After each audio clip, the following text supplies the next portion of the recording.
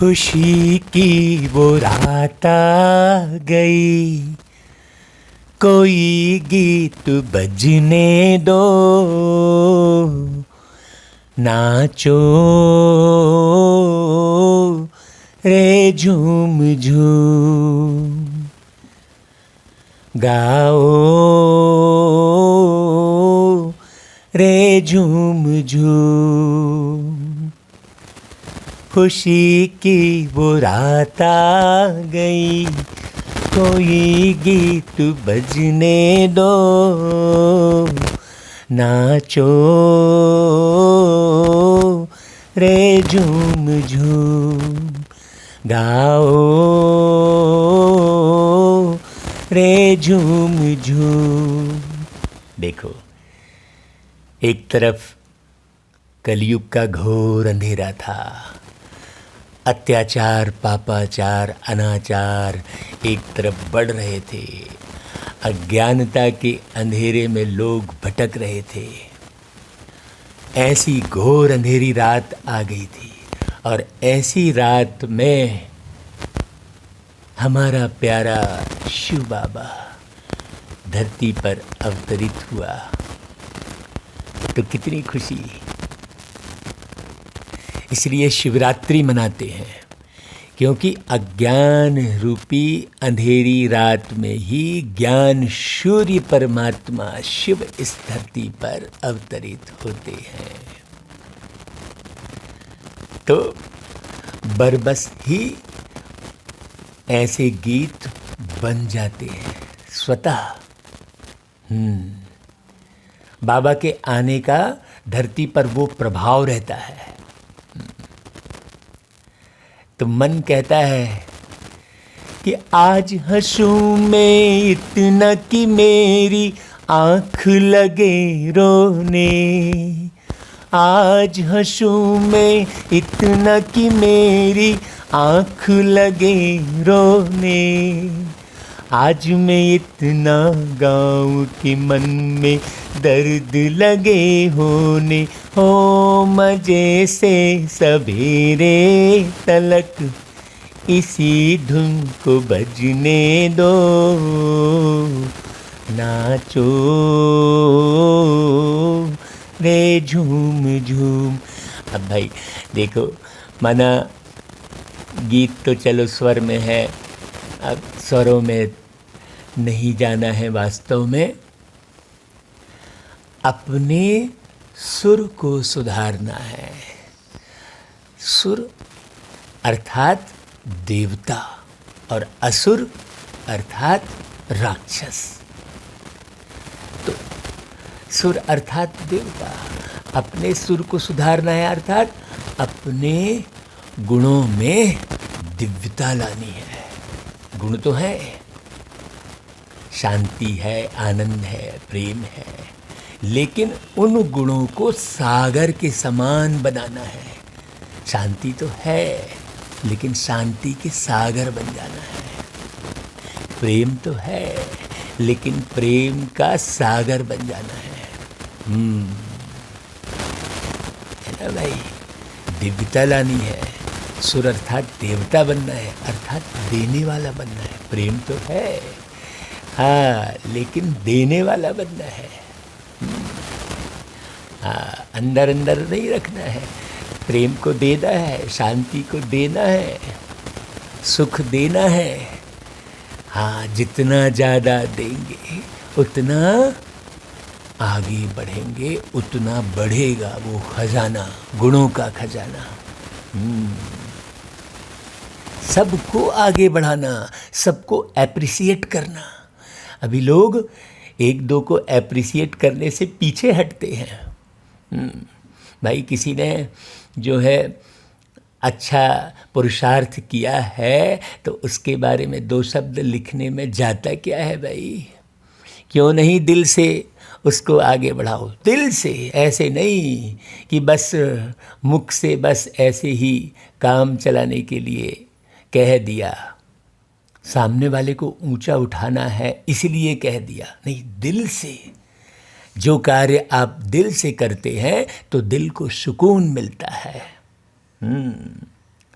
तो आज हंसूं मैं इतना कि मेरी आंख लगे रोने, मतलब इतने खुशी के आंसू आ जाए, बाबा के प्रेम की याद के आंसू आ जाए। आज मैं गाऊं इतना है कि मन में दर्द लगे होने का मतलब, ये मन में दर्द का मतलब क्या हुआ, दुनिया के दुख की परवाह होने लगे, हमें अपना दुख भूल जाए, सबका दर्द समझ में आने लग जाए मुझे अपने हृदय में। मजे से सवेरे तलक, मतलब जब तक सतयुगी सवेरा नहीं आ जाता है तब तक खुशी के गीतों में मजा करते रहो, बाबा की याद के गीत गाओ। हाँ, अंदर से वो धुन प्रस्फुटित हो स्वतः। हाँ, बाबा ने कहा देखो वहाँ पंछी गीत गाएंगे, पेड़ों से ऐसा संगीत निकलेगा। कहने का अभिप्राय क्या है? कि सब सतो प्रधान होंगे। तो ऐसे बाबा की याद रहेगी, तब बाबा की वाणी मीठी लगेगी, समझ में आएगी। बाबा जब कहते हैं मीठे बच्चे, तो वो दो शब्द सुनकर ही सिहरन उठ जाएगी, रोंगटे खड़े हो जाएंगे, खुशी की लहर पूरे शरीर में दौड़ जाएगी। ये जो मीठे बच्चे शब्द है ना, यही पूरे शरीर को स्वस्थ कर देता है। लेकिन वैसी लगन अंदर से, वैसे दिल का प्यार बाबा के साथ हो, तो बाबा कहते हैं मीठे बच्चे, याद में रहने से अच्छी दशा बैठती है। हाँ, है ना भाई? याद में रहने से शरीर स्वस्थ हो जाता है, मन चंगा हो जाता है। कहते हैं ना, मन चंगा तो कठौती में गंगा। बहुत गहरी बात है। हाँ, है कि नहीं भाई?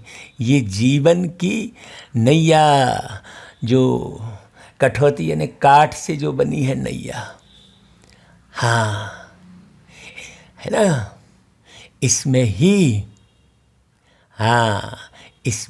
गंगा अर्थात ज्ञान का प्रवाह निरंतर अनवरत होता रहेगा, जब तक आप इस कठौती अर्थात इस 5 तत्व से बने शरीर में बैठे हो। हाँ, तब तक बुद्धि में ज्ञान टपकता रहेगा, बहता रहेगा, सबके लिए कल्याण करता रहेगा वो ज्ञान। मन चंगा होगा तो मन चंगा कैसे होगा? बाबा की याद से। बाबा कहते अभी तुम्हारे पर बृहस्पति की दशा है, इसलिए तुम्हारी चढ़ती कला है। कहा जाता है ना भाई, चढ़ती कला तेरे भाने सर्व का भला। आप ऊपर चढ़ते हैं का मतलब क्या हुआ? आप गुणवान बनते हैं, सर्व शक्तियों से संपन्न बनते हैं, तो सब आपको देखकर प्रेरित होते हैं। तो देखो 1 वर्ष पूर्ण हो गया मुरली का इस चैनल पर, बाबा की कमाल हुई। हाँ, सफल 1 वर्ष पूर्ण हुए और लाखों लोगों ने इस मुरली के द्वारा अपने जीवन का परिवर्तन किया, क्योंकि सबको अर्थ समझ में आया। और अर्थ बताने वाले कौन? प्यारे शिव बाबा। सुबह सुबह जल्दी उठाकर बाबा से पूछते, बाबा आज की मुरली में आपने ये जो कहा है उसका अर्थ क्या है? ट्यूशन करना चाहिए ना भाई, विद्यालय में तो पढ़ा। जो बच्चा विद्यालय में पढ़ने के बाद अपने पिता के पास बैठकर उनके द्वारा पढ़ाई पढ़ता है स्पेशल, वो बच्चा ज़रूर आगे बढ़ता है। तो यहाँ तो हमारा बाबा बाप भी है, टीचर भी है, सतगुरु भी है। कितनी खुशी की बात है भाई, है ना? तो इसलिए योग पर पूरा अटेंशन देना। यदि योग पर पूरा अटेंशन नहीं तो उसकी रिजल्ट क्या होती है? बताओ भाई क्या होती है रिजल्ट? निरंतर याद में रहने की युक्तियां क्या है? अगर योग पर पूरा अटेंशन नहीं है तो चलते चलते माया की प्रवेशता हो जाती है, गिर पड़ते हैं। हाँ, है कि नहीं भाई? देह के भान में आ जाते हैं, है ना? और देह अभिमानी बन अनेक भूलें करते रहते हैं। माया उल्टे कर्म कराती रहती है, पतित बना देती है। हाँ, पता भी नहीं पड़ता पतित बन रहे हैं, उसका पता भी नहीं पड़ता। यदि पता पड़ रहा होता तो इतने थोड़ी नीचे गिरते। गिरे हुए हैं ये भी मालूम नहीं पड़ता दुनिया वालों को। इसलिए बाबा कहते हैं बच्चे, निरंतर याद में रहने के लिए मुख में मुहलरा डाल दो। भाई कौन सा मुहलरा डाल दो? खुशियों का। हाँ, ये मुख सदैव खुशियाँ बांटे, खुशी के गीत गाए। आप देखो सुबह से शाम तक मुख से खुशी के गीत गा रहे हो क्या? यदि नहीं गा रहे हो तो जरूर योग में नहीं हो। कर्म करते बाबा की याद के गीत गाते रहो। आंसू आते रहे ऐसा बाबा मिला, सारे दिन आंसू आते रहे कोरों से। ऐसी अवस्था है यदि तो बाबा की याद कहलाएगी। सारे दिन बाबा की याद में कोरों से आंसू धीरे धीरे। हाँ, अगर बाहर नहीं गिर रहे तो अंदर गिरे। वो बाबा की याद के आंसू अंदर गिर के हृदय को शीतल बनाते हैं। वो आंसू अंदर हृदय में टपकते हैं। अगर बाहर नहीं गिर रहे तो और अच्छी बात है, अंदर। लेकिन वो याद के आंसू हों। कईयों के दुख के आंसू हृदय में टपकते हैं तो फिर वो दिल में दर्द उत्पन्न होने लगता है। वो दिल का दौरा पड़ने का चांस बढ़ जाता है। इसलिए अंदर अंदर प्रेम के आंसू बहते रहे बाबा की याद के। बाबा ने कितना उपकार किया। तो याद में रहने के लिए मुख में मुहलरा डाल दो। क्रोध नहीं करो, देह सहित सब कुछ भूल। मैं आत्मा परमात्मा का बच्चा हूं, यह अभ्यास करो। हाँ, जो भूलता है बार बार उसे अभ्यास करने के लिए बाबा कह रहे हैं। योग बल से क्या क्या प्राप्तियां होती हैं उन्हें स्मृति में रखो। देखो कुछ दिन पहले मुरली में हमने बताया था ना भाई कि 100 पेज की कॉपी बना लो और बाबा के साथ जुड़ने के बाद क्या क्या प्राप्तियां हुई उसे लिखो। हम तो बाबा के साथ जुड़ने के बाद क्या क्या प्राप्तियां हुई उसे खूब लिखते हैं, लिखते ही रहते हैं। रात में सोने के पहले लिखते हैं, सुबेरे उठते हैं तब लिखते हैं, जब खाली मिले तब, समय जब खाली हुआ तब लिखना शुरू कर देते हैं। रचयिता बाप के बच्चे हो भाई। ये 5 मिनट भी समय मिले तो बाबा की याद में कुछ ना कुछ लिखो। लिखोगे तो पक्का हो जाएगा। जैसे आपका मकान है, ये कैसे फाइनल कहलाएगा? लिखा हुआ है, रजिस्ट्री की हुई है तो आपका मकान है। वो कागज़ है तो आपका मकान कहलाएगा। वो कागज़ लिखा हुआ नहीं है तो फिर कैसे प्रूफ दोगे? तो ऐसे ही लिखो। जितना ज़्यादा आप लिखोगे वो भाग्य लिखना कहलाएगा।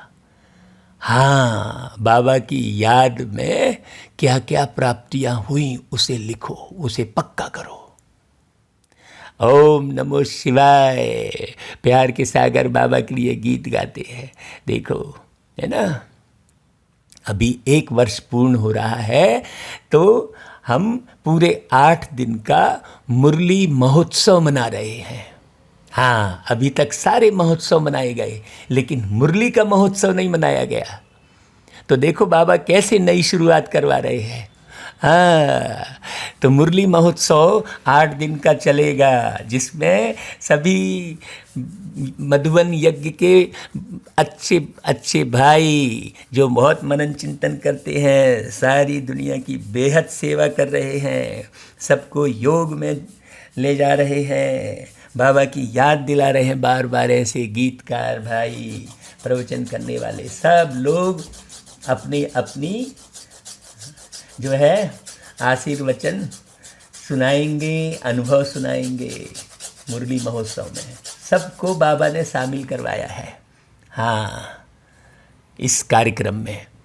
तो ये 8 दिन पूरा मुरली महोत्सव चलेगा।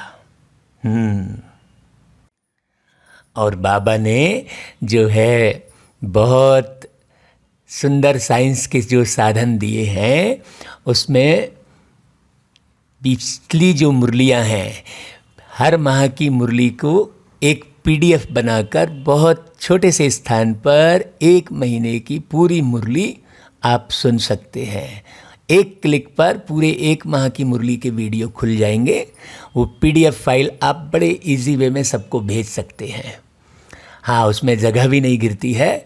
तो 1 जुलाई से 31 जुलाई 2021 की सभी भावार्थ सहित मुरली को रिवाइज करें और मनन चिंतन करने की मानसिक और बौद्धिक एक्सरसाइज करें। लाखों लोगों को भेजकर हमारे प्यारे शिव बाबा की एडवर्टाइज करें। सतयुगी संसार के निर्माता बिंदु परमात्मा से सार सुनकर विस्तार को मिनिमाइज करें और मन का स्विच ऑन करके बुद्धि रूपी कंप्यूटर में पूरी मुरलियां कंप्यूटराइज करें और भाग्य विधाता से भाग्य लेकर 21 जन्मों के भाग्य का सनराइज करें। है ना भाई? ऐसे बाबा देखो लिखवाते हैं और ऐसा बाबा सेवा करवाते हैं। ओम शांति। मीठे मीठे रूहानी बच्चों ने अपने रूहानी बाप शिव बाबा की महिमा सुनी। किसमें? इस गीत में, ओम नमो शिवाय में। जब पाप बढ़ते हैं अर्थात मनुष्य पाप आत्माएं बन जाते हैं, तभी पतित पावन बाप आते हैं। इसलिए कहा ना भाई, खुशी की वो रात आ गई, कोई गीत बजने दो। हाँ, खूब अंधेरी रात रहती है, पाप बढ़ जाते हैं, तब परमात्मा धरती पर आते हैं, तो वो रात खुशी की हो जाती है। और बाबा आकर के क्या करते हैं? आकर के पतितों को पावन बनाते हैं। उस बेहद के बाप की ही महिमा है।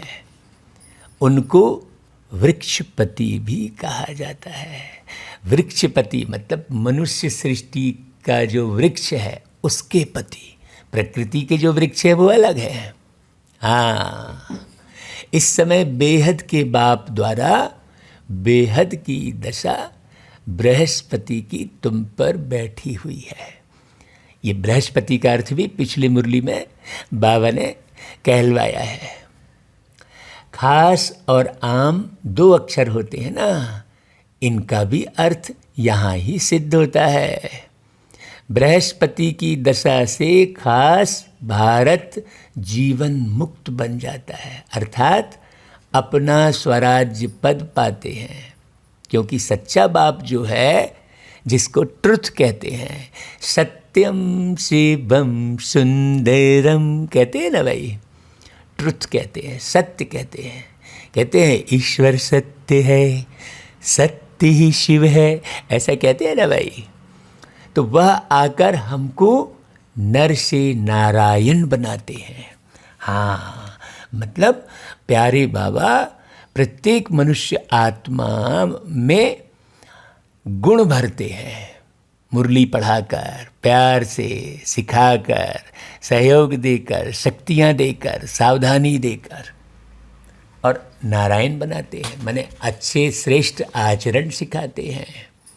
बाकी जो हैं वह नंबरवार अपने अपने धर्म के सेक्शन में जाकर बैठेंगे और आएंगे भी नंबरवार। ऐसी बातें कहीं नहीं है। इसलिए बहुत सारे लोग बहुत सारी बातों में मूंझे हुए हैं।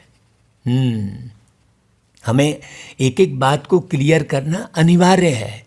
और मुरली में ही यदि हम क्लियर कर देते हैं तो सबको समझ में आ जाएगी कि हाँ भाई, ये मुरली किसी मनुष्य के द्वारा नहीं सुनाई गई है, ये प्यारे बाबा ने ही धरती पर आकर सुनाई है, परमात्मा ने। हाँ, हम तो उसे रिपीट कर रहे हैं, हमारी इसमें कोई योग्यता नहीं है।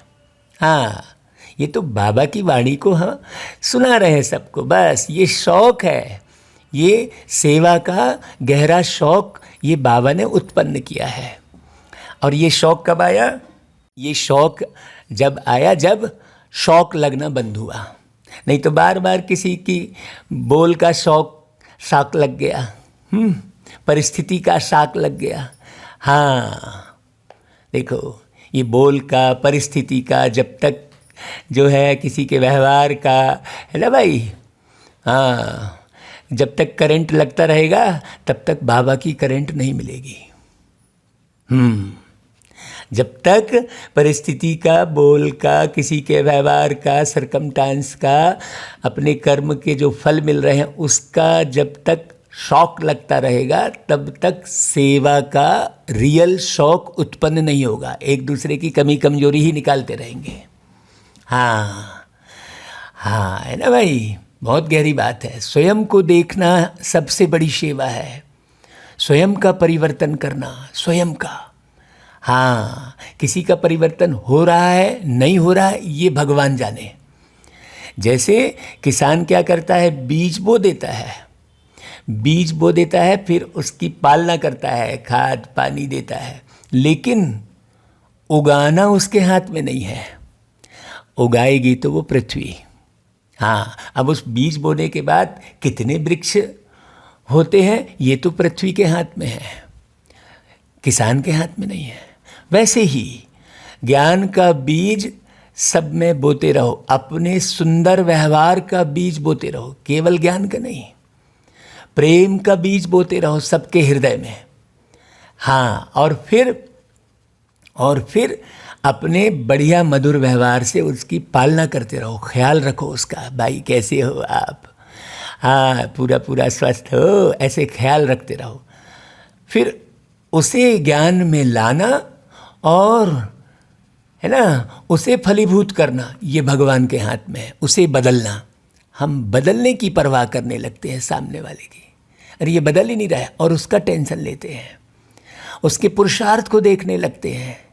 हाँ, उसकी कमी कमजोरी निकालने लगते हैं। नहीं, हमें कमी कमजोरी नहीं निकालना है, हमें तो केवल भरपूर करते रहना है, बस एक ही काम, देते ही रहना है, तब देवता आप बनेंगे। हम किसी को बदलने की जिम्मेदारी नहीं लिए हैं, बाबा ने हमें स्वयं को बदलने की जिम्मेदारी दी है। हाँ, प्रेम देने की जिम्मेदारी दी है सबको।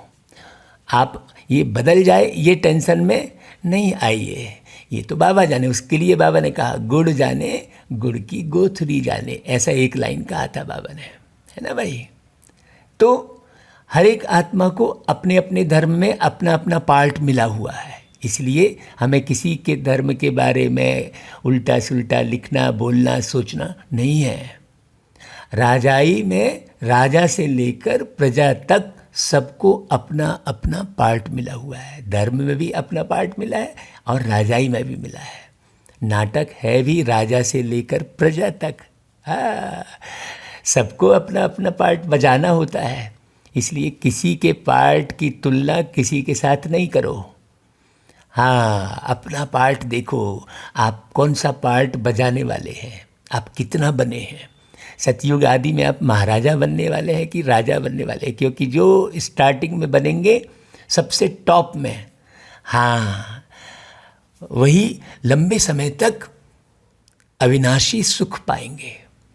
इसलिए पहला जो जन्म है ना, वो बहुत टॉप लेवल का हो, ये पुरुषार्थ करना चाहिए।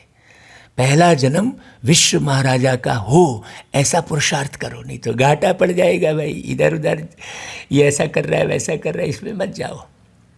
ये तो प्रोग्राम वगैरह जो है रिफ्रेशमेंट के लिए होते हैं, वास्तव में पुरुषार्थ अलग है। गुप्त पुरुषार्थ अलग है। हाँ, सेवा के जो समाचार देते हैं कि भाई ऐसा है, उसमें कोई अभिमान ऐसा नहीं है, ये सेवा के अर्थ बता देते हैं भाई, बाकी पुरुषार्थ अलग है। मुरलियाँ आप जब पढ़ेंगे तो पुरुषार्थ क्या करना है ये स्पष्ट होगा अच्छे से। हाँ, तो अब बच्चे जानते हैं कि हमारे ऊपर अभी बृहस्पति की दशा बैठी है, मतलब अभी हमें ये पार्ट मिला है। ऐसे नहीं एक ही दिन में बैठती है, हाँ ऐसे थोड़ी है कि एक ही दिन में समझ में आ जाएगा, वर्षों लग जाते हैं। आपका जो अभी शरीर का नाम है उसे समझने में कितने टाइम लग गए, एक नाम को समझने में। जब हजारों बार घर के सदस्यों ने बुलाया, मम्मी पापा ने, भाइयों ने, चाचा ने, सब ने बुलाया उस नाम से, तब समझ में आया अच्छा ये नाम मेरा है क्या। तो एक नाम को समझने में कितना समय लग गया, हजारों बार उस नाम को सुना तब समझ में आया कि अच्छा ये नाम मेरा है। तो फिर एक ही दिन में कैसे समझ जाएंगे भाई। हाँ, तो एक ही दिन में बृहस्पति की दशा नहीं बैठती है ना। हाँ है ना भाई, तुम्हारी बृहस्पति की दशा चल रही है, अभी तुम्हारी चढ़ती कला है। जितना याद करेंगे उतना चढ़ती कला होगी। याद भूलने से माया के विघ्न आते हैं, याद से दशा अच्छी बैठती है। अच्छी रीति याद नहीं करेंगे तो जरूर गिरेंगे ही, ये बात ध्यान रखना। बाबा को याद नहीं करेंगे तो ये समझ लो कि आप गिरने का मार्ग अपना रहे हैं। तो बाबा की याद में रहना, हाँ फिर उनसे कुछ ना कुछ भूले होंगी जो गिरेगा। बाबा ने समझाया है ड्रामा अनुसार, सब धर्म वाले जो भी हैं एक दो के पिछाड़ी पार्ट बजाने के लिए आते हैं। बच्चे जानते हैं स्वर्ग की दशा अर्थात जीवन मुक्ति की दशा अब हमारे ऊपर बैठी है। ये बड़ा गुप्त कार्य चल रहा है, ये जल्दी से किसी के समझ में नहीं आएगा, तो बहुत ज़्यादा माथा नहीं मारना है किसी के ऊपर। हाँ, बहुत स्वयं का निर्माण करना है बड़े अच्छे से। यह ड्रामा का चक्र कैसे फिरता है इसको भी डिटेल में समझना है बहुत अच्छे से। ऐसा नहीं जल्दी से समझ गए कहा, डिटेल में समझना है। यह सृष्टि ड्रामा का चक्र खास भारत पर बना हुआ है। बाप भी भारत में ही आते हैं, गाया हुआ है। बाबा कहते हैं आश्चर्यवत सुनंती कथंती भागंती, चलते चलते माया की प्रवेशता होने के कारण गिर जाते हैं, पूरा अटेंशन नहीं देते हैं योग पर। फिर बाप आकर संजीवनी बूटी देते हैं, अर्थात सुरजित करने वाली बूटी देते हैं। हाँ बड़ी गहरी बात है, लक्ष्मण मूर्छित हो जाता है, हाँ तो संजीवनी बूटी उसे सुंघाते हैं। कौन सी है ये संजीवनी बूटी, ये मुरली ही संजीवनी बूटी है भाई। हाँ, लक्ष्मण मतलब जो मन लक्ष्य की ओर बढ़ रहा है, वो लक्ष्य को छोड़कर किसकी निंदा किसकी चारी में लग गया तो वो मूर्छित हो गया कहलाया। किसी देह के आकर्षण में मन आकर्षित हो गया तो वो मूर्छित हो गया कहलाया। इसलिए बाबा की मुरली को निरंतर सुनते रहो, जितना सुनोगे उतना बनोगे, बनते चलोगे बार बार। क्योंकि दुनिया में समाचार भी देखो बार बार वही एक ही समाचार के पीछे लोग पड़े रहते हैं, तो आपकी बुद्धि में पक्का हो जाता है। हाँ, चाहे वो बीमारी के समाचार हो, चाहे वो नेताओं के अनर्गल भाषण के समाचार हो, कोई भी समाचार देखना बार बार चैनल वाले दिखाते हैं तो वो बुद्धि में बैठ जाता है। फिर उसी की चर्चा सब जगह करते हो आप, उससे कोई फायदा नहीं मिल रहा है ना। तो फिर क्या होता है, इधर से भागंती हो जाते हैं। हाँ, पूरा अटेंशन नहीं देते हैं योग पर। फिर बाप आकर संजीवनी बूटी देते हैं और सुरजीत करने वाली बूटी देते हैं। बाबा कहते देखो हनुमान भी तुम हो, इसलिए तुम्हारे अंदर में ये बुद्धि में बार बार आना चाहिए कि राम काज कीन्हे बिना मोहि कहाँ विश्राम। मेरा शिव बाबा हाँ निराकार राम है और हम हनुमान है, तो मुझे विश्राम की ओर ध्यान नहीं देना है। कल की मुरली में कहा था बाबा ने कि आराम की परवाह नहीं करना है। बाप ने समझाया है इस समय रावण को भगाने के लिए यह बूटी सुंघा देता हूँ। बाप तुमको सब सत्य बातें बताते हैं, बाकी दुनिया में तो कहानी है। सत्य है ही एक बाप जो आकर तुमको सत्य नारायण की कथा अर्थात विधि सुनाते हैं, सतयुग की स्थापना करते हैं। इनको कहा ही जाता है ट्रुथ, सत्य बतलाने वाला। तुमको कहते हैं तुम शास्त्रों को मानते हो, बोलो हाँ हम शास्त्रों को क्यों नहीं मानते भाई, जानते हैं यह सब भक्ति मार्ग के शास्त्र हैं, यह तो हम मानते हैं। ज्ञान और भक्ति दो चीज़ है। जब ज्ञान मिलता है फिर भक्ति की क्या दरकार है भाई। भक्ति माना उतरती कला। जिस परमात्मा की तलाश थी वो मिल गए, है ना, तो फिर भटकेंगे थोड़ी, तलाश थोड़ी करेंगे। ज्ञान माना चढ़ती कला। इस समय भक्ति चल रही है और अभी हमको उस बीच क्या हो गया है, ज्ञान मिला है, तो अलग हो गई बात। इसलिए भक्ति में मन नहीं लगेगा। कैसे लगेगा भाई? तो हमें जो ज्ञान मिला है उससे सद्गति होती है हमारी। भक्तों की रक्षा करने वाले तो एक ही भगवान है ना, तो कैसे रक्षा करते हैं ये लोगों को मालूम नहीं है ना भाई। रक्षा दुश्मन से की जाती है, तो दुश्मन कौन है ये भी नहीं मालूम है। आपस में आत्मा आत्मा दुश्मन थोड़ी है। आत्मा के अंदर प्रवेश किए हुए जो विकार हैं वो दुश्मन है। बाप कहते हैं मैं आकर तुम्हारी रावण से रक्षा करता हूँ, विषय विकारों से रक्षा करता हूँ। हाँ, देखते हो ना रावण से कैसे रक्षा होती है। इस रावण पर जीत पानी है। बाप समझाते हैं मीठे बच्चे, इस रावण ने तुमको तमो प्रधान बनाया है। सतयुग को कहा जाता है सतो प्रधान स्वर्ग। फिर कला कम होती जाती है। अंत में जब बिल्कुल ही देह अभिमान में आ जाते हैं तो पतित बन जाते हैं। नया मकान बनता है। मास के बाद अथवा 6 मास के बाद कुछ ना कुछ कला कम हो जाती है। सतयुग में ही देखो, हाँ, हर वर्ष मकान को पोछी लगाते हैं ना भाई, कला तो कम होती जाती है ना। नई से पुरानी, पुरानी से फिर नई, यह शुरू से लेकर हर चीज़ का होता आया है। हाँ, इस बात को अच्छे से समझना है भाई। इसलिए मूंझना नहीं है कहीं भी, नए बने रहना है हमेशा। हाँ, नए बने रहोगे तो फायदा होगा। तो नए कैसे बने रहोगे?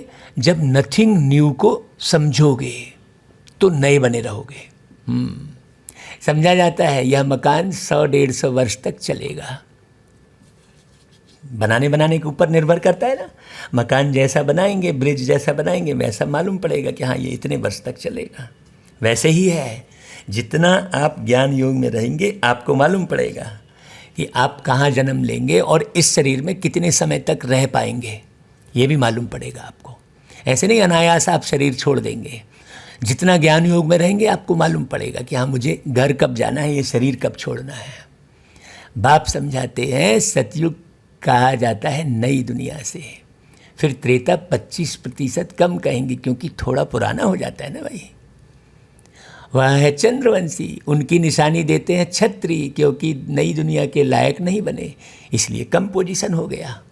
सतयुग में आने के लायक नहीं बने, यहाँ लड़ाई झगड़ा करते रहे, मानसिक युद्ध बौद्धिक युद्ध करते रहे, एक दूसरे की कमी कमजोरी निकालते रहे।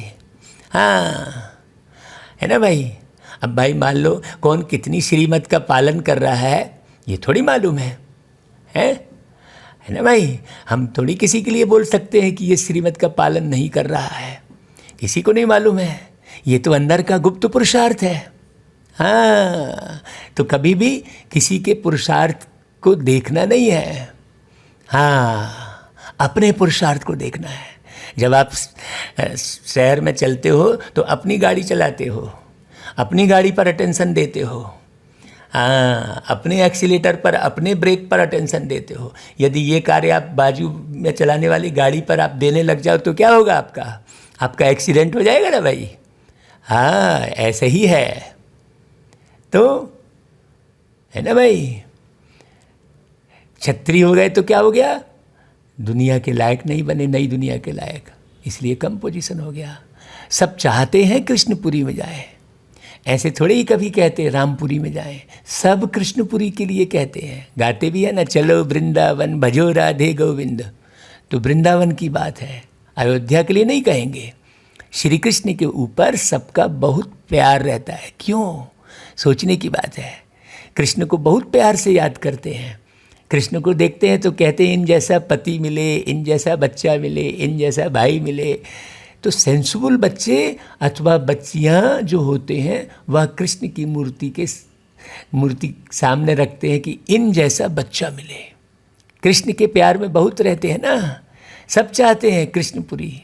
अभी तो है कंसपुरी, रावण की पुरी, अभी जो चल रहा है दुनिया में, है ना भाई। हम तो संगम पर आ गए, लेकिन दुनिया में तो रावणपुरी और कंसपुरी ही चल रहा है ना भाई बार। हाँ, कृष्णपुरी का बहुत महत्व है। कृष्ण को सब याद करते हैं। जब बाप कहते हैं तुम इतना समय याद करते आए हो, अब कृष्णपुरी में जाने का पुरुषार्थ करो। हाँ, कृष्ण को याद करना तो बहुत अच्छी बात है, चलो, लेकिन बाबा क्या कह रहे हैं कि कृष्णपुरी में चलो। वो कृष्णपुरी की स्थापना कर रहे हैं बाबा। हाँ, है ना भाई। इनके घराने में तो आओ, कृष्ण के सूर्यवंशी 8 घराने हैं, तो इतना पुरुषार्थ करो जो राजाई में आकर राजकुमार से झूलो। इतना तो करो। बाबा कह रहा है, देखो कैसी प्यारी आस रखे है भाई बाबा, है ना। ये सब समझ की बात है ना। हाँ, अब कृष्ण कृष्ण कहते हैं तो कृष्ण के बारे में समझा रहे हैं बाबा, बाकी तो समझ की बात है ये। अब बताओ, मैंने जो मोटिवेशनल मुरली सुना रहे हैं उसमें भी और समझाया जा सकता है। अब उस मुरली को टाइप करके फिर और पढ़ें तो वो 1 घंटे की मुरली 2 घंटे में कन्वर्ट हो जाएगी, 4 घंटे में हो जाएगी। फिर उसको और पढ़ेंगे तो और आएगा। तो यह समझ की बात है। बाप कहते हैं बच्चे जितना हो सके मन मना भाव रहो। याद में न रहने से गिर पड़ते हैं। ज्ञान कब गिराता नहीं है, याद में नहीं रहते तो गिर पड़ते हैं। इस पर ही अल्लाह अवल दीन हातम ताई के नाटक भी बने हुए हैं। याद में रहने के लिए ही मुख में मुहलरा डाल देते थे। किसको क्रोध आता है तो बोल पड़ते हैं, इसलिए कहते हैं मुख में कुछ डाल दो, बात नहीं करे तो क्रोध आएगा ही नहीं। बाप कहते हैं कभी भी कोई पर क्रोध नहीं करो। हाँ, मन मना भाव, मतलब मन ही मन बाबा को याद करते रहो। तुरंत याद करो, जैसे ही क्रोध आए ना तो मन में यो मन मना भाव के अर्थ को समझकर मन में बाबा की याद करने लगो। है ना भाई। हाँ, कोई पर क्रोध नहीं करो, परंतु इन बातों को पूरा न समझकर शास्त्रों में कुछ न कुछ डाल दिया है। बाप यथार्थ बैठ समझाते हैं। बाप जब आए तब तो आकर समझाए, कोई ऊपर ही बैठकर थोड़ी प्रेरणा से समझा देंगे भाई। आना पड़ेगा ना धरती पर। हाँ, जो होकर जाते हैं उन्हों की महिमा गाई जाती है। टैगोर झांसी की रानी होकर गई ना, उनके फिर नाटक बनाते हैं। हाँ, अच्छा, शिव भी होकर गए तब तो शिव जयंती मनाते हैं ना, परंतु शिव कब आए, क्या आकर किया, यह पता नहीं है किसी को भी। वह तो सारी सृष्टि के बाप हैं, है ना। तो शिव बाबा का ड्रामा नहीं बना हुआ है, देखो। हाँ, है ना भाई। शिव बाबा क्योंकि साकार में है ही नहीं, तो जरूर आकर सबको सदगति दी होगी ना प्यारे बाबा ने। किस विधि दी यह नहीं मालूम, इसलिए पूछते रहे आप कि किस विधि मिलूं दया में, है ना। इस्लामी बौद्धि आदि जो भी धर्म स्थापन करके गए हैं उनकी जयंती मनाते हैं, तिथि तारीख सभी की है, इनका किसको पता नहीं। कहते भी हैं क्राइस्ट से इतने वर्ष पहले भारत पैराडाइज था। स्वास्तिका जब बनाते हैं तो उसमें पूरे 4 भाग करते हैं। 4 युग है ना भाई। आयु कम जास्ती तो हो ना सके, बराबर बराबर भाग बना रहे हैं ना, तो फिर आयु कैसे कम जास्ती होगी भाई। भाई देखो, जगन्नाथपुरी में भी चावल का हंडा बनाते हैं, पूरे 4 भाग हो जाते हैं। बाप कहते हैं यह भक्ति मार्ग में अगड़म बगड़म कर दिया है। अब बाप कहते हैं देह सहित यह सब भूल जाओ, मैं आत्मा हूँ, परम पिता परमात्मा का बच्चा हूँ, यह निरंतर अभ्यास रखो।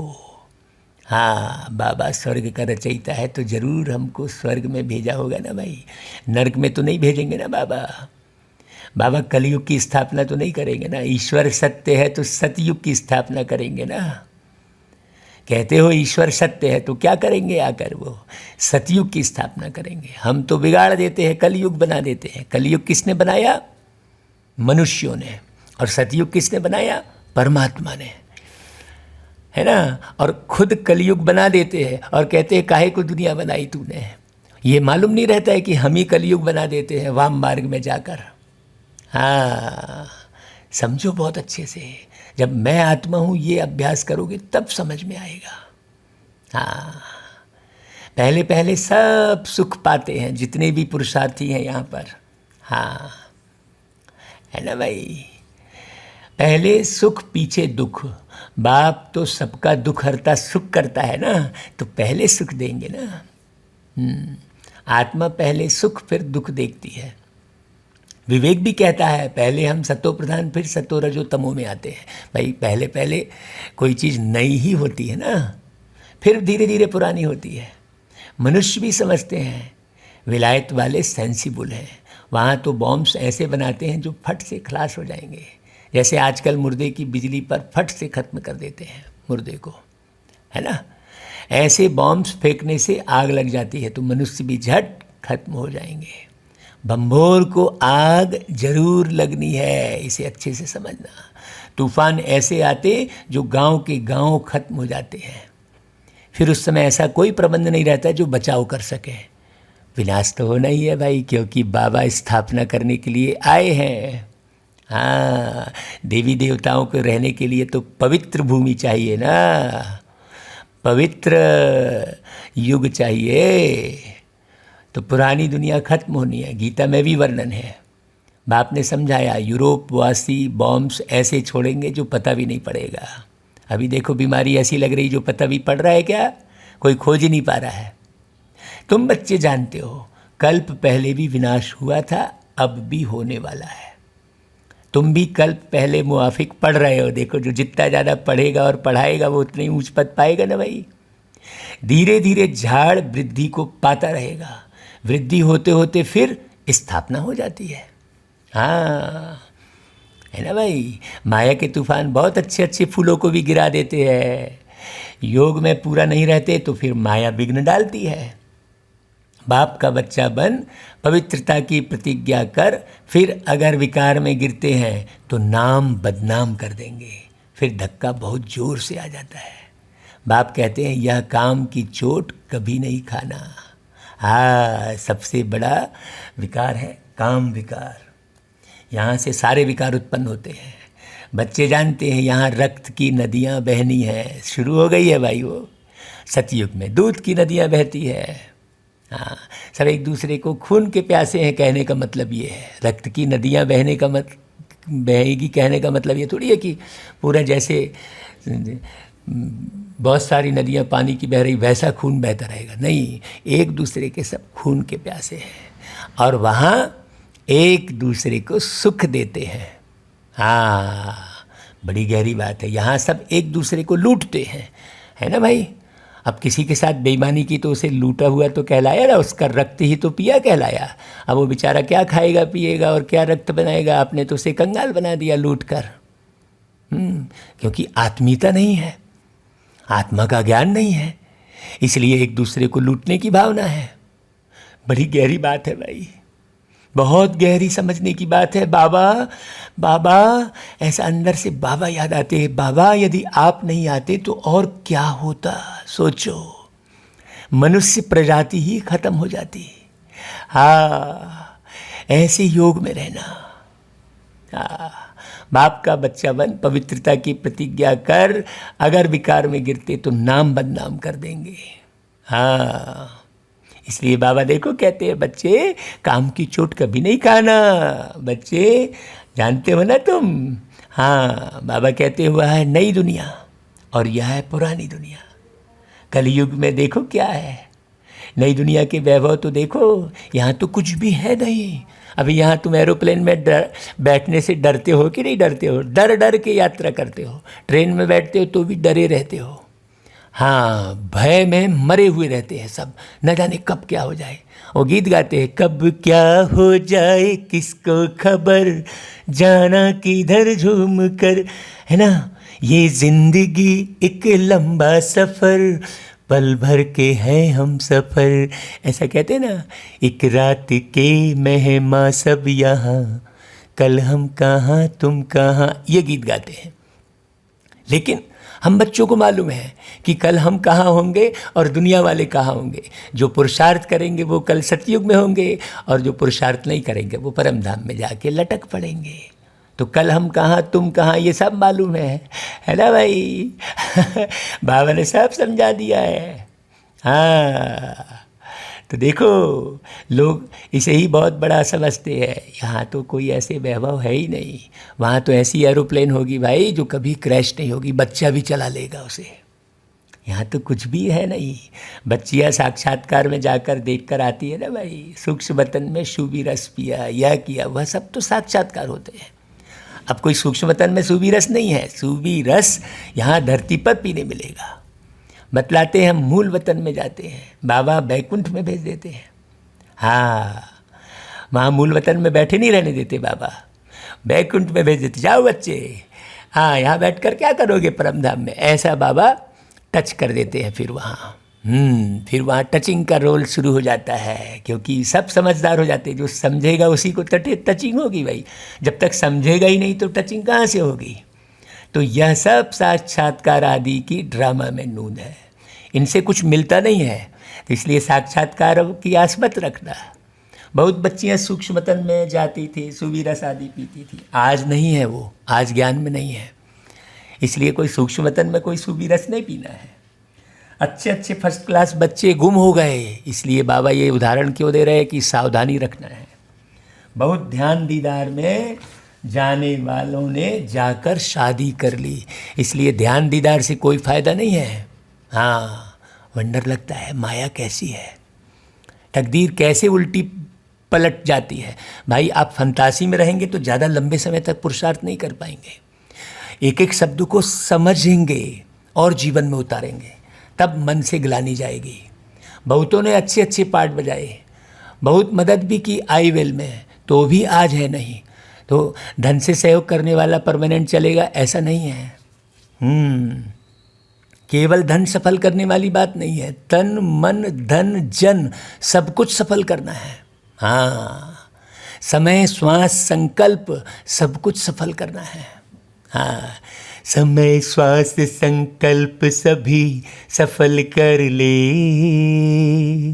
ये मन सुंदर साथी है इसे निर्मल कर ले, सुखद सलोना ये जीवन, बाद में फिर तू ना पाए। मतलब संगम युग का ये जो जीवन है, ये तो फिर बाद में मिलेगा नहीं ना इतनी जल्दी, है ना भाई। सतयुग से ज़्यादा सुंदर जीवन संगम युग का है, क्योंकि यहाँ बाबा है हमारे साथ भाई। हाँ, तो इसे सफल करो। हाँ, तो बाप कहते हैं माया तुम बड़ी ज़बरदस्त हो, माया से तुम्हारी युद्ध चलती है, इसको कहा जाता है योग बल की लड़ाई। हाँ, ये कहानी है दिए की और तूफान की। तो दिया कौन, दिया ये शरीर, और इसमें प्रज्वलित रहने वाली कौन, आत्मा। हाँ, तो इस शरीर में बैठकर आत्मा देह के भान में आती है, वो तूफान, और टिमटिमाती रहती है, नहीं हमें अनवरत जलना है। हाँ हाँ, है ना भाई। योग बल से क्या प्राप्ति होती है यह किसको भी पता नहीं है। दुनिया में तो योग भी कुछ भी सिखाते हैं, बड़ी गहरी बात है। अब कोई 5 मिनट में तो नहीं समझ जाएगा भाई। जो ज्ञान बाबा ने 100 वर्षों में सुनाया, समझाया, सहयोग किया, उसे कोई 5 मिनट में तो नहीं समझ जाएगा। अब कोई कहे भैया मेरे को अभी उत्तर दे दो, नहीं, पहले पवित्र बनना पड़े ना। तो बाबा कहते हैं कि लोग बस यही कह देते हैं कि सिर्फ भारत का प्राचीन योग कहते हैं, लेकिन वो योग क्या है नहीं मालूम। मीठे मीठे बच्चों को योग के लिए समझाया जाता है। प्राचीन राजयोग गाया हुआ है। जो भी फिलोसोफर आदि हैं, यह स्पिरिचुअल नॉलेज तो कोई में है ही नहीं। इसलिए हम कहते हैं कि दुनिया में जिसको भी ज्ञानी समझ रहे हो वो बिल्कुल ज्ञानी नहीं है। हाँ, उसमें मिलावट है। केवल बाबा ही एक ज्ञान का सागर है, परमात्मा शिव बाबा, बस रूहानी बाप ही ज्ञान के सागर हैं, बाकी कोई नहीं। उनको ही शिवाय नमः कहते हैं। हाँ, केवल वो ही सारी दुनिया का कल्याण कर सकते हैं, बाकी किसी की ताकत नहीं है। हाँ, हम तो उनका परिचय देते हैं भाई, तो उनकी ही महिमा गाई है, लेकिन वो कौन ये किसी को नहीं मालूम। बाप आकर तुमको कितना ज्ञान समझाते हैं, सोचो है। इसको ज्ञान का तीसरा नेत्र कहा जाता है। और कोई की ताकत नहीं जो अपने को त्रिकालदर्शी कह सके। त्रिकालदर्शी सिर्फ ब्राह्मण ही होते हैं। और वो ब्राह्मण किसे कहेंगे? जो त्रिकालदर्शी है। सीधी सी बात, हर एक को ब्राह्मण भी नहीं कहेंगे। तो त्रिकालदर्शी ब्राह्मण को पहचानना है। हाँ, जो तीनों कालों का रहस्य बहुत अच्छे से जानता समझता हो, पक्का ज्योति हो वो। हाँ, जो पक्का ज्योति होगा वही ज्योतिष बनेगा। जिन ब्राह्मणों द्वारा यज्ञ रचा है, रुद्र ज्ञान यज्ञ है ना। ब्राह्मण किसे कह रहे हैं? आत्मा को। शरीर में मत चले जाना, बार बार, नहीं तो शरीर की तरफ ध्यान जाता है। हाँ, ये रुद्र ज्ञान यज्ञ है ना। रुद्र शिव को भी कहते हैं, अनेक नाम रख दिए हैं। हर एक देश में नाम अलग अलग बहुत है। हाँ, सिवाय एक बाप के और किसी के इतने नाम हैं नहीं। बबूल नाथ भी इनको कहते हैं। बबूल उनको कहा जाता है जिसमें कांटे होते हैं। बाबा कांटों को फूल बनाने वाले हैं।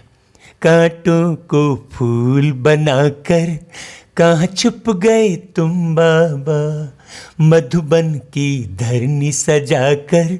देखो मधुबन कैसा स्वर्ग लगता है। मधुबन कितना मधुर मधुर है। मधुबन की भी याद आती है ना, तो बाबा की याद आती है। इसलिए मधुबन को मत भूलना, हमारे मीठे ब्राह्मण परिवार को मत भूलना भाई। हाँ, ये जो ब्राह्मण परिवार है, इससे अच्छा परिवार तुम्हें कहीं नहीं मिलेगा। तो बाप बैठ समझाते हैं कि उनका नाम है शिव। हाँ, व्यापारी लोग भी बिंदी को शिव कहते थे। 1-2 गिनती जब करते हैं 10 पर आएंगे तो कहेंगे शिव। बाप कहते हैं मैं बिंदी हूँ स्टार। बहुत लोग ऐसे डबल तिलक भी देते हैं, माता और पिता। ज्ञान सूर्य, ज्ञान चंद्रमा की निशानी है। वह अर्थ नहीं जानते, डबल तिलक देते हैं लेकिन अर्थ नहीं जानते। आहा, कितनी बाबा एक एक शब्द के अर्थ को कैसे समझा रहे हैं, सोचो। हम क्या जान रहे थे भाई? कुछ भी नहीं। हाँ, तो बाबा योग पर समझा रहे थे। योग कितना मशहूर है। अभी तुम बच्चे योग अक्षर छोड़ दो, याद करो। बाप कहते हैं योग अक्षर से समझेंगे नहीं, याद से समझेंगे। बाप को बहुत याद करना है। उनको साजन भी कहा जाता है ना भाई। तो सजनी को अपना साजन कितना याद क्या आता है, सोचो। पटरानी बनाते हैं ना। विश्व की राजधानी का वर्षा बाप देते हैं। सतयुग में एक बाप होता है, भक्ति में 2 बाप, और ज्ञान मार्ग में अभी तुम्हें 3 बाप है। कितना वंडर है। तुम अर्थ सहित जानते हो। सतयुग में हैं ही सब सुखी, इसलिए पारलौकिक बाप को जानते ही नहीं। अभी तुम तीनों बाप को जानते हो। कितनी सहज समझने की बातें हैं भाई। अच्छा, मीठे मीठे सिकिलधे बच्चों प्रति मात पिता बाप दादा का याद प्यार और गुड मॉर्निंग। रूहानी बाप की रूहानी बच्चों को नमस्ते, और हम रूहानी बच्चों की रूहानी मात पिता बाप दादा को याद प्यार गुड मॉर्निंग और नमस्ते बाबा। फिर धारण करने के लिए मुख्य सार जो धारण करेंगे। देखो, याद में रहने के लिए मुख से कुछ भी बोलो नहीं। हाँ, मुख में मोहलरा डाल दो तो क्रोध खत्म हो जाएगा। जब कभी भी ऐसा कोई सरकमस्टांस आता है, आपका मन उद्वेलित होता है, तो तुरंत मन से बाबा को याद कर दो। कोई पर भी क्रोध नहीं करना है। दूसरी पॉइंट, इस दुख धाम को अब आग लगनी है, इसलिए इसे भूल नई दुनिया को याद करना है। बाप से जो पवित्र रहने की प्रतिज्ञा की है, उसमें पक्का रहना है। हाँ, देखो है ना भाई, क्रोध भी किया तो अपवित्र हो गए, कहलाया ना। मोह में आ गए तो अपवित्र हो गए, लोभ में आ गए तो अपवित्र हो गए। पवित्रता बहुत गहन गंभीर बात है। हाँ, पवित्रता के आधार पर सुख शांति का अनुभव करने वाले नंबर 1 अधिकारी भाव, आज का ये वरदान मिला आपको, पवित्रता के आधार पर। हाँ, जो बच्चे पवित्रता की प्रतिज्ञा को सदा स्मृति में रखते हैं उन्हें सुख शांति की अनुभूति स्वतः होती है। पवित्रता का अधिकार लेने में नंबर 1 रहना अर्थात सर्व प्राप्तियों में नंबर 1 बनना। हाँ, पवित्रता का अधिकार लेने में नंबर 1 जो रहता है अर्थात वो सर्व प्राप्तियों में नंबर 1 बनेगा भाई। हाँ, ऑल राउंड पार्टदारी बनेगा वो। इसलिए पवित्रता के फाउंडेशन को कभी कमज़ोर नहीं करना, तभी लास्ट सो फास्ट जाएंगे, नहीं तो माया कहाँ गिराएगी पता नहीं चलेगा भाई। इसी धर्म में सदा स्थित रहना, कुछ भी हो जाए, चाहे व्यक्ति, चाहे प्रकृति, चाहे परिस्थिति कितना भी हिलाए, लेकिन कहा जाता है ना भाई कि धरत पर ये धर्म ना छोड़िए। लेकिन लोगों को मालूम नहीं है कि कौन सा धर्म नहीं छोड़िए। वो तो मर जाएंगे, मिट जाएंगे, लेकिन हम अपना धर्म नहीं छोड़ेंगे तो कौन सा धर्म, ये समझ में नहीं आता है भाई। मर जाएंगे, मिट जाएंगे, लेकिन अपनी शांति नहीं छोड़ेंगे, अपनी पवित्रता नहीं छोड़ेंगे। ये बात आनी चाहिए। अच्छा भाई, फिर स्लोगन, व्यर्थ से इनोसेंट बनो तो सच्चे सच्चे सेंट बन जाएंगे। हाँ, है ना भाई। जब आप सच्चे सच्चे सेंट बन जाएंगे तो अपने आप खुशबू फैलेगी आपकी भाई।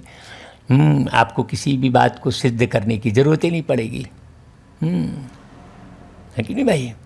उसे आपसे खुशबू महसूस होगी। आप बोल कुछ और रहे हो और कर कुछ और रहे हो तो फ़र्क हो जाएगा। है ना भाई। अच्छा भाई, ओम शांति।